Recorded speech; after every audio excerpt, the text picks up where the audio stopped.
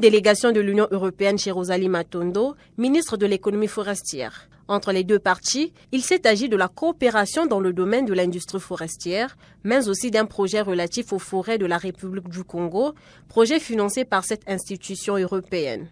En clair, le programme cible l'amélioration de la gouvernance forestière, la digitalisation de l'administration forestière pour une gestion efficiente des données, l'aménagement et la composante biodiversité. L'Union européenne est en train de formuler un nouveau programme en appui du secteur forestier.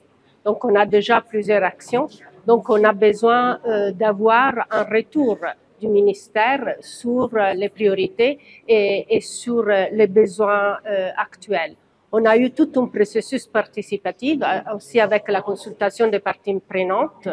Et les axes qu'on a identifiés sont en appui continu pour le renforcement de la gouvernance de la filière durable du bois et de l'axe environnement de biodiversité. Donc, on a eu un échange pour savoir quels sont dans ces trois axes les éléments qui nécessitent une attention renforcée de la part de l'Union européenne. À cette séance de travail, le Congo et l'Union européenne ont passé en revue les projets communs dans le secteur, tout en définissant les priorités, question de renforcer leur partenariat.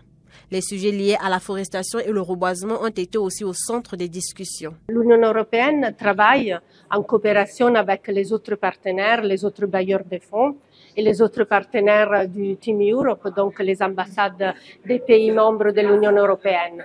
Et cette question de reboisement à forestation est traitée par les programmes, notamment par un nouveau programme de la Banque mondiale et par des actions de la France. Le ministère de l'économie forestière et la délégation de l'Union européenne au Congo sont liés par plusieurs projets touchant le secteur dans toute sa diversité avec des appuis techniques et financiers. Ils sont de ce fait déterminés à améliorer la gouvernance forestière dans le cadre du processus de l'accord de partenariat volontaire sur l'application des réglementations forestières, la gouvernance et les échanges commerciaux. L'accord partenariat volontaire, on a des réunions, des comités conjoints de mise en œuvre 2 fois par an et donc on aura ces rencontres, ces comités conjoints de mise en œuvre en mai, où ils seront présentés les améliorations de chaque domaine de l'accord.